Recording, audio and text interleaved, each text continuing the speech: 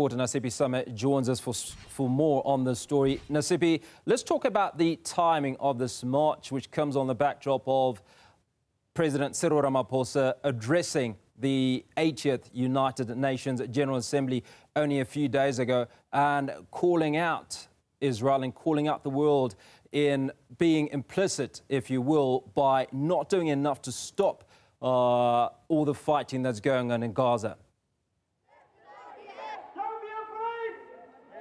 Well, indeed, Hugo, this planned demonstration by the Palestine Solidarity Movement and a number of organizations and political parties that are in attendance in this march, marching to Parliament in the streets of the city of Cape Town, comes amid growing international attention on the humanitarian crisis in Gaza.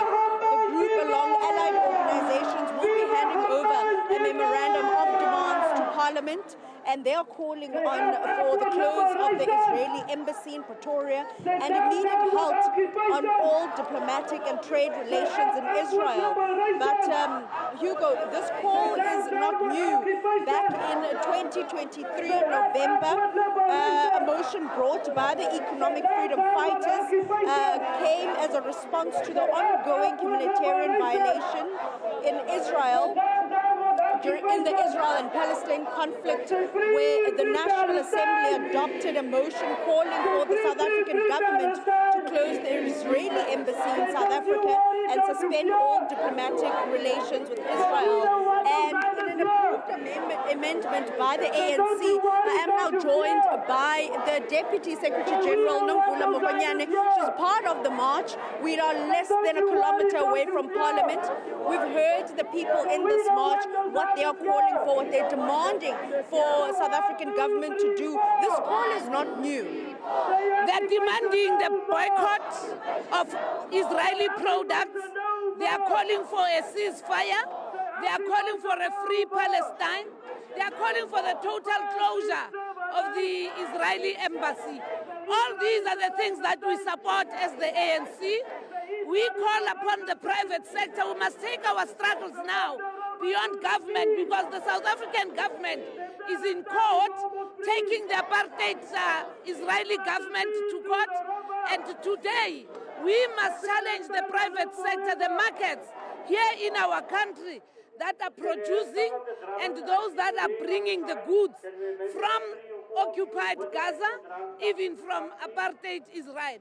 The struggle now must be against the private sector, against capital that is actually making profits out of the blood of the people of Palestine. Where are we with the motion that was passed by National Assembly in 2023 for this very call that you speak of? What is the progress in the closure of the Israeli embassy? We have already downscaled. The South African government has downscaled the Israeli embassy as we speak now. Secondly, there was also an issue about those Doctors Without Borders who have to travel to occupied Gaza, who also need to be assisted. And hence there was a challenge about total closure, because then those who are taking aid will not be able to enter the space. You're saying that the call now and the fight now is with private sector.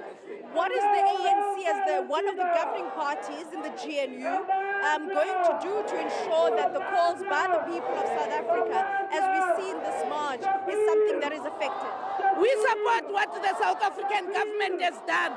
Even under the GNU, the ANC has not veered from its foreign policy. Our commitment, even when we entered the government of national unity. And therefore, we need organized workers, we need the private sector, we need these South Africans to boycott the goods that they buy coming from Israel. And we need workers in the harbors, in the docks, to also enter the struggle in solidarity. As for the South African government, the African National Congress, we must salute them. We've seen what has happened in the United Nations just a few days ago.